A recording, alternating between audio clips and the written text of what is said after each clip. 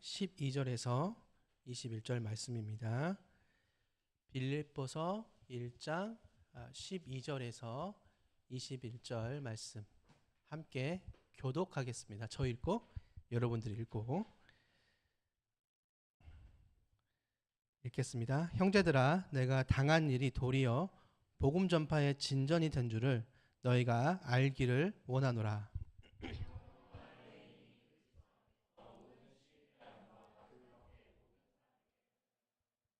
형제 중 다수가 나의 매임으로 말미암아 주 안에서 신뢰함으로 겁없이 하나님의 말씀을 더욱 담대히 전하게 되었느니라.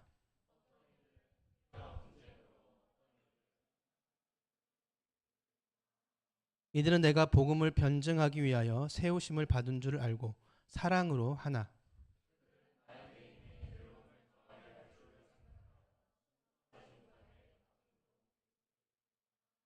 그러면 무엇이냐? 거칠애로 하나 참으로 하나 무슨 방도로 하든지 전파되는 것은 그리스도니 이로써 나는 기뻐하고 또한 기뻐하리라.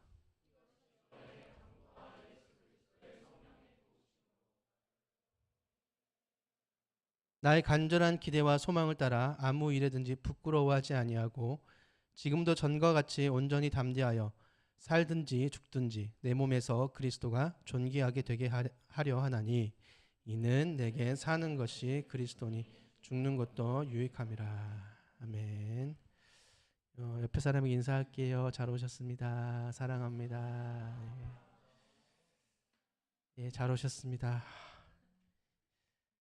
예, 아유, 목사님 부재가 또 소중함을 일깨워 줍니다. 자켓 하나 입고 있는 것만으로 좀 더워 죽겠네요. 이게 어떻게 하시는지 진짜. 예, 아침하고 또 오후까지 하려니까 쉽지 않은데 예, 목사님 참 존경하고 사랑하고 축복하고 고생 많으시고 예, 여러 한번 올라와서 한번 설교 한번 해보세요. 힘드네요. 자, 오늘 말씀은요, 예, 전파되는 것은 그리스도니라는 주제로 함께 말씀을 하고자 합니다. 여러분 빌립보서 큐티 정말 잘하고 계시죠? 아멘.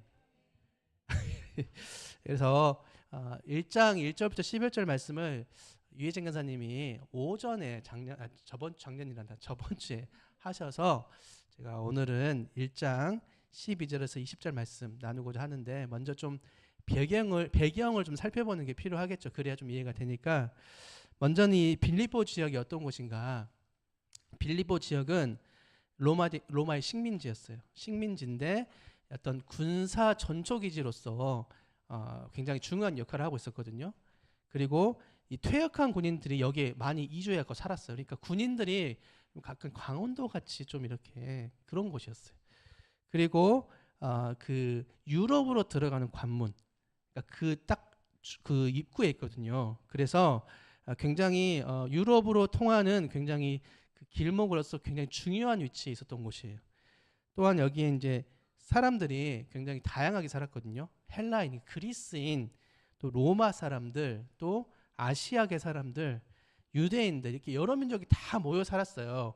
그러니까 여러 민족이 모여 살면 뭐가 문제냐면 여러 종교들도 함께하고 철학, 미신 여러 가지가 수없이 짬뽕되어 있는 거예요. 그러니까 굉장히 장난 아니었겠죠. 예. 그래서 그러한 곳이었고 특별히 이제 이 빌립보에 거주하는 유대인들이 굉장히 소수밖에 없었어요. 그래서 회당이 없었다는 특징. 그래서 이제 이 빌립보 지역이 사도행전에 딱 등장하거든요. 사도행전 16장 딱 보면 넘어가는데 딱 이렇게 넘어가네요. 그 사도 바울이 1차 전도 여행 때 어디를 주로 전도했냐면 아시아 지역을 전도했어요. 그리고 2차 전도 여행 때 아시아 지역을 또 가서 다 하겠다. 일부밖에 못했으니까 전부 다 복음을 전하고 싶다라고 마음을 먹고 갔는데 하나님이 아니야. 저기 마게도냐, 그러니까 유럽 쪽으로 가렴. 그러니까 하나님의 뜻에 따라서 마게도냐로 간 거예요. 12절에 보면 빌립보에 이르니 이는 마게도냐 지방의 첫 성이요 로마의 식민지이더라. 그래서 이제 13절에 보면 안식일에 우리가 기도할 곳이 있을까 하여 무슨 말이냐면 바울은 안식일에 항상 회당을 찾아가지고 거기서 기도하고 거기서 복음을 전했거든요. 근데 회당이 없는 거예요. 그래서 이제 거기서 이제 어디서 기도할까 했는데 14절에 보면 자색옥감 장사하는 루디아라는 사람이 초청해서 그 집에서 먹고 마시고 또 전도할 수 있게 해줬어요. 그래서 최초에 이제 빌립보 교인이 된 사람이 루디아였어요. 그리고 나서 복음을 전하다가 바울과 실라가 이제 그 이후에 복음을 전하다가 감옥에 갇힌 거예요. 감옥에 갇혀서 어쩌가지 이렇게 하고 있었는데 하나님께서 이제 그 진동하게 하시고 감옥을 진동하게 하셔가지고 옥문이 다 열린 거예요. 그래서 제수들이 다 도망간 줄 알았는데 그래서 간수들이 나 이제 큰일 났다. 죽어야지. 자살하려고 한 거예요. 그런데 바울과 실라가 나 여기 있어요. 죽지 마세요. 해서 그때 굉장히 유명한 말씀 16장 30절 31절에 보면 간수들이 그러면 어떻게 저희들이 구원받을 수 있습니까? 라고 물어봤을 때 이렇게 얘기하죠. 이르되 주 예수를 믿으라 그리하면 너와 내 집이 구원을 받으리라. 이 말씀이 빌립보 안에서 이루어졌던 그런 말씀이에요. 그래서 이 빌립보에서 세워진 교회가 2차 전도 여행 때 세워졌고 유럽 최초의 교회예요. 그리고 이제 이 빌립보가 어디 있냐면 그리스에 있어요. 지금은 그리스의 한 지방으로 있는데 여기가 유럽 최초의 교회였다라는 것. 그리고 바울과 이 빌립보 교회가 너무 각별한 애정을 가지고 있고 서로 사랑하고 기도하고 그랬던 굉장히 애틋한 관계를 가지고 있는 교회였어요. 바울이 이제 이 빌립보 교인들한테 애틋한 마음을 가지고 있다는 사실이 빌립보서에도 나와 있지만 고린도후서 8장에 보면요. 고린도후서 8장에 보면 1절 2절에 보면 2절 보면 환난의 많은 시련 가운데서 그들의 넘치는 기쁨과 극심한 가난이 그들의 풍성한 연보를 넘치도록 하게 하였느니라. 무슨 말이냐면 빌립보 교인들이 어려운 사정을 가지고 있어요. 돈이 없었어요. 극심한 가난이라고 했잖아요. 어려운 사정이었는데 어떻게 했냐면 바울에게 후원한 거예요. 선교에 쓰라고 이렇게 후원을 계속해서 해준 거예요. 그러니까 그만큼 기도해주고 어려운 사정임에도 불구하고 돕는 그런 애틋한 마음을 가지고 있는 교회가 바로 빌립보 교회였어요. 그래서 다른 서신서들을 보면 교회에 막 문제가 있어가지고 인사하고 그 다음에 이제 너희 그렇게 하면 안 된다 막 이렇게 얘기하거나 혹은 나 사도로서의 자격이 있으니까 나 그것에 대해서 증명하는 그런 말들을 써놓거든요. 근데 빌립보 교회는 그런 말 전혀 없어요. 뭐라고 얘기하냐면 너희 너무 사랑해. 빌립보서 1장 8절에 보면요 이렇게 나와 있어요. 예수 그리스도의 심장으로 너희 무리를 내가 얼마나 사모하는지 하나님은 내 증인이다. 너희 너무 사랑해. 열렬히 사랑해. 완전 사랑해. 엄청 사랑해. 이렇게 말을 시작을 하고 있어요. 그만큼 애틋한 관계였다라는 거예요. 그래서 바울은 그만큼 이 교회를 사랑했고 교회도 바울에게 그만큼 사랑하는 만큼 기도해 줬어요. 19절에 보면 바울을 향해서 계속 기도하는 장면들이 나오고 4장에 보면 계속해서 물질로 후원하는 장면들이 나와요. 그래서 이 서론을 보면서 이 목회자와 교인들이 그렇게 끈끈한 관계를 가지고 있다는 것 너무 아름답잖아요. 그래서 분일교회도 이런 교회이고 이런 교회로 더 성장해 나갈 수 있었으면 좋겠다라는 생각이 들어서 이 빌립보에 대해서 잠깐 설명하였습니다. 그러면 이제 본문으로 들어갈게요. 오늘 말씀 12절부터 21절 말씀 묵상하면서 하나님께서 주신 첫 번째 마음은 첫째, 사람은 매여도 복음은 매이지 않는다 예요. 12절부터 14절 말씀 가지고 함께 나눌게요. 이 본문에서 바울은 먼저 빌립보 교인들한테 내가 지금 감옥에 갇혀 있습니다라는 소식을 전해요. 사실 빌립보 교인들이 소식을 먼저 들었거든요. 정말 사랑하는 이 바울 목사님이, 바울 순장님이, 바울 팀장님 뭐라고 해야지, 조장님 뭐 아무튼 집사 좋은 분 선생님이 감옥에 갇혀 있는 거예요. 아침에도 저 설명했는데 아침에 중국이라고 했는데 제가 만약에 이번 겨울에 북한 쪽 선교하러 갔다 왔거든요. 선교하다가 제가 잡혔어요. 중국 아오제 탄광에 들어가 있어 내가. 네, 여러분 제가 북한에 잡혀 있습니다 하면서 여러분들 편지를 썼어요. 그런데 이 바울이 어떻게 말을 하냐면 감옥에 갇혀 있지만은 거기 있는 사람들한테 제가 복음을 싹 전해 버렸습니다. 이러면 그리고 그 소식을 듣고 이 주변에 있는 사람들이 제가 복음을 전했던 사실을 듣고 너무 감격을 해서 정말 담대하게 주변 사람들 다 복음을 전하고 있다는 소식 또한 들었어요. 얼마나 기쁩니까? 이렇게 편지 쓴 거예요. 알아들었습니까? 말 잘하지 않습니까? 예. 굉장히 염려하고 있었는데 오히려 내가 감옥에 갇혔지만 갇힌 것 같지 않다. 복음이 오히려 이 주변에 있는 여기 보면 13절에 보면 나의 매임이 그리스도 안에서 모든 시위대왕과 그 밖에 모든 사람에게 나타났다. 이 말이 뭐냐면 시위대가 뭐냐면 경비대예요. 군인들이에요. 감옥을 지키고 있는 간수들 또 감옥을 지키고 있는 병정들 이런 사람들을 얘기하는데 그 사람들한테 복음이 전해진 거예요. 내가 감옥에 갇혀 있는데 오히려 이 사람들한테 내가 복음을 싹 전해버렸다. 그리고 그 소식을 듣고 주변에 있는 교인들도 힘을 얻어서 계속해서 복음을 전한 거예요. 라고 오히려 위로를 하고 있어요. 빌립보 교인들은 얼마나 이 소식을 듣고 감격하고 위로받고 힘이 났을까 상상이 안 되죠. 제가 북한에서 여러분들한테 편지를 썼다니까요. 교인 여러분들 어떻게 살 거예요? 노관사님 잘 계시네. 이러고 살 거예요? 야야야 노관사님 북한에 있는데 우와 막 그렇게 살아버린데 우리도 그렇게 살자 이렇게 하겠죠. 예. 본문의 결론은 그래서 나는 매여 있지만 내가 당한 일이 오히려 복음 전파에 진전을 가져왔다라고 편지로 전하고 있는 겁니다. 그래서 자기는 매여 있다. 갇혀 있지만 결코 복음은 매여 있을 수 없다라고 반증하고 있어요. 그래서 자신의 있는 것은 감옥이지만 그럼에도 불구하고 복음이 전파되는 이 상황들을 통해서 빌립보 교인들에게도 복음은 절대 매이지 않습니다. 복음은 결코 무너지지 않습니다라고 위로하고 감격하고 감사를 전하는 그런 확신을 주고 있습니다. 13절 말씀을 좀 자세하게 살펴볼게요.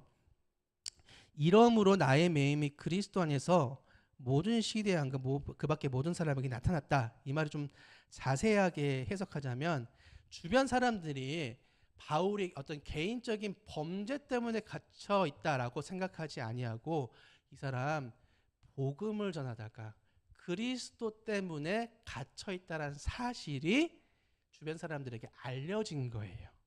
또한 그렇게 복음이 전해진 거예요. 이런 뜻을 이 말씀이 가지고 있습니다.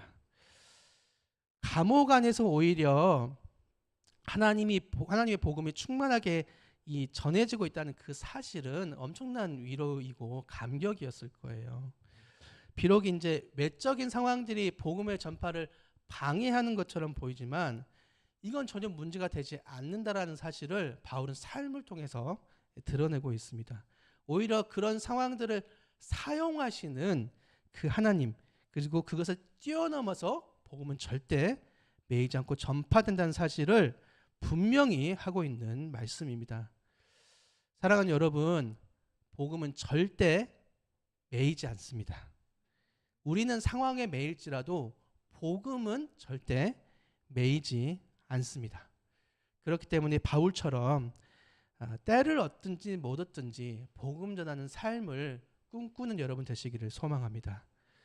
이번 상황이 지나가면요 제가 좀 주님을 위해서 좀 살아볼게요 이런 삶이 아니고 그런 상황에서도 신실하게 일하시는 하나님을 신뢰함으로 나아가 복음을 전파하는 복음의 진전에 있는 사람으로 살아갈 수 있게 해달라고 고백할 수 있는 여러분 되시기를 소망합니다.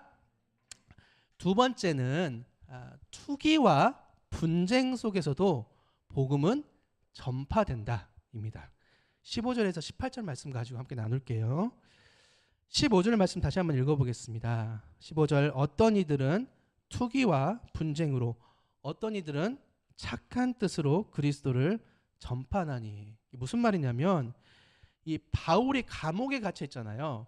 감옥에 갇혀 있다는 사실이 계기가 돼서 교인들이 복음을 전파하는 거예요. 그런데 어떤 사람은 착한 뜻으로, 그러니까 바울이 복음을 전했던 것처럼 나도 그렇게 복음을 전하는 삶을 살겠습니다. 순수한 뜻으로 복음을 전한 거예요. 근데 어떤 사람은 바울을 질투하고 있었나 봐요. 바울이 저처럼 정말 잘생겼나 봐요. 비웃음인지 예. 바울이 정말 그 복음을 전하는 그 담대하고 멋있는 그 삶이 어떤 사람에게는 질투거리가 됐나 봐요. 그래서 그 바울보다 내가 좀 더 나은데 바울이 없네? 갇혔네? 그러면 내가 영향력을 끼칠 수 있는 기회다라고 여긴 거예요. 그래서 복음을 전한 거예요. 그걸 뭐라고 표현하냐면 투기와 분쟁으로 17절에 보면 나의 매임에 괴로움을 더하게 할 줄로 생각하여 순수하지 못하게 복음을 전했다. 이렇게 얘기를 하고 있습니다. 그러니까 바울이 없으니까 우와 이제 내 세상이야. 내가 한번 영향력을 끼쳐봐야지 라고 자기의 유익을 위해서 복음을 전한 거예요. 그런데 바울은 이러한 순수하지 못한 동기마저도 18절에 뭐라고 얘기하냐면 무엇이냐 거칠애로 하나 참으로 하나 무슨 방도로 하든지 전파되는 것은 그리스도니 나는 기뻐하고 기뻐하리로다 라고 얘기하고 있어요. 야, 막 나를 싫어해가지고 복음을 전파하는데 복음이 더 전해지네? 완전 럭키비키네. 이렇게 얘기하고 있는 거예요. 원형적 사고가 아니고 성령적 사고. 예. 웃어줘서 고마워. 누구예요? 방금 웃어? 희원이 빵 터져서 방금 순간. 어이가 없어서 웃었어요? 예. 이 말씀 보면서 어떤 마음이 들었냐면 바울은 진짜 순수하게 그리스도를 사랑하는구나. 진짜 복음 전하는 사명이 투철하구나. 이런 마음이 들었어요. 저 같았으면 제 마음을 상하게 하기 어렵게 하면서 하는 그런 사람들의 행동들이 절대 달가워하지 않을 것 같아요. 근데 바울은 뭐라고 얘기하냐면 그냥 기뻐한다도 아니고 기뻐하고 또한 기뻐한다라고 얘기를 하고 있습니다. 야, 나를 막 깎아내리고 마음을 어렵게 하지만 그리스도는 전파되는구나. 럭키비키다. 이렇게 얘기를 하고 있는 거예요. 이 말씀 보면서 저는 좀 안타까운 게 우리 한국 교회 분열에 대해서 좀 많이 생각해 봤어요. 왜 이렇게 원래 교회는 하나거든요. 초대교회 하나였어요. 근데 이 교회가 여러 가지 교파로 나뉘어서 또 그 안에 여러 가지 교단으로 나눠가지고 수없이 분열했어요. 우리나라에 한 몇백 개의 교단이 있을 거예요. 그런 모습을 보면서 어떤 사람들은 우리 교회는 왜 이렇게 분열되지? 천주교는 하나인데 이렇게 얘기를 하기도 하고. 저는 이 분열되는 모습이 이제 합리화하거나 그런 생각은 없지만 오히려 이런 분열 속에서 어떤 사람은 이 순수한 뜻으로 교회의 어떤 순수성을 지키기 위해서 교회가 갈라지게 하는 사람도 있는가 반면 내 주장을 관철시키기 위해서 자기의 뜻대로 교회가 분열되게 하는 사람도 분명히 있어요. 그럼에도 불구하고 전파되는 것은 그리스도니. 그럼에도 불구하고 하나님께서 교회가 결코 무너지지 않고 진보하게 한다는 사실을 보면서 이 바울의 마음이 조금은 느껴지지 않나라는 생각이 들었습니다. 아무래도 이 바울은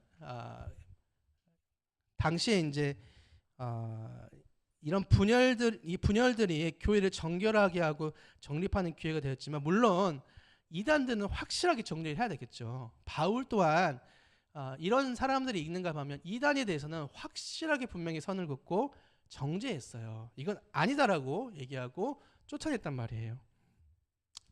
아무래도 이 바울을 속상하게 했던 이 사람들 의도는 순수하지 못했지만 복음은 순수했던 걸로 보여요.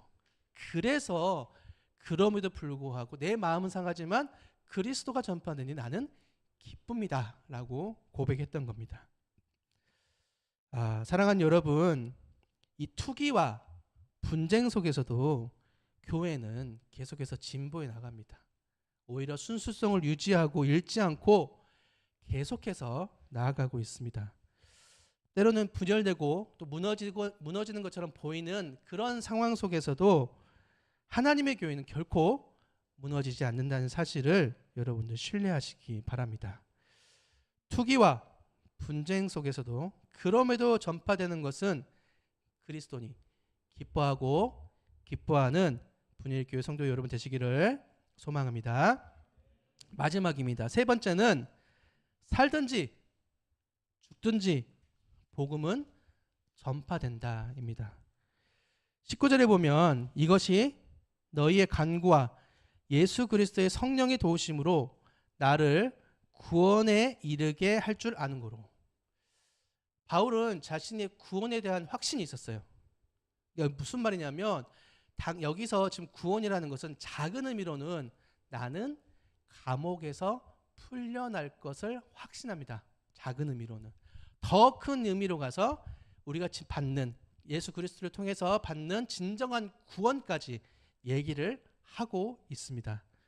그래서 이 구원의 확신이 어디로부터 오는지 두 가지를 얘기하는데 첫 번째는 너희의 간구라고 얘기해요.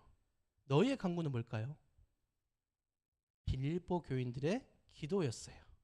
빌립보 교인들이 바울을 위해서 감옥에 갇혀 있는 바울을 위해서 정말 열심히 기도했어요. 두 번째는 예수 그리스도의 성령의 도우심이 있기 때문에 나는 구원을 확신합니다라고 고백하고 있어요. 예수 그리스도의 성령은 예수님이 사도들과 성도들에게 약속했던 그 성령님이에요. 보혜사 성령님, 우리를 도와주시는 성령님. 그래서 이 보혜사 성령님께서 직접 도우신다는 그 사실이 나는 구원을 확신할 수 있는 이유입니다라고 얘기를 하고 있어요. 근데 지금 앞에 보면 이 너희의 간구와 예수 그리스도의 성령의 도우심이 굉장히 긴밀하게 연결되어 있잖아요. 저는 이 빌립보 교인들의 기도의 응답이 성령의 도우심이라고 생각하거든요. 그 성령의 도우심의 결과가 뭐였냐면 갇혀있지만 복음이 충만하게 전파된 거예요. 그래서 이 말씀 보면서 기도의 중요성에 대해서 많이 생각해 봤어요. 우리가 정말 이 복음 전하는 이들을 위해서 기도하는 것이 얼마나 중요한지. 해외에 나가서 선교하고 있는 선교사님들, 또 캠퍼스에서 선교하고 있는 간사님들, 또 미자립 교회에서 열심히 목회하고 있는 목사님들, 그리고 우리 사랑하는 지체들을 위해서 함께 기도하는 것이 하늘의 문을 여는 또 성령의 도우심을 부르는 놀라운 통로가 된다라고 확신합니다. 그렇기 때문에 기도하고 지원하고 생각할 수 있는 여러분 되시기를 소망합니다. 그리고 이제 바울은 이 기도의 중요성을 서신서 곳곳에 표현을 하고 있는데 로마서 15장 30절에 보면요. 30절에 너희 기도에 나와 힘을 같이하여 나를 위하여 하나님께 빌어. 함께 기도해달라고 고백했고요.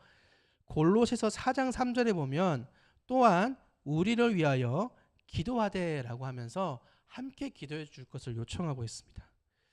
그래서 우리의 기도를 반드시 들으시고 도와주신다는 사실을 신뢰함으로 함께 기도하고 나아가는 공동체 되기를 소망합니다.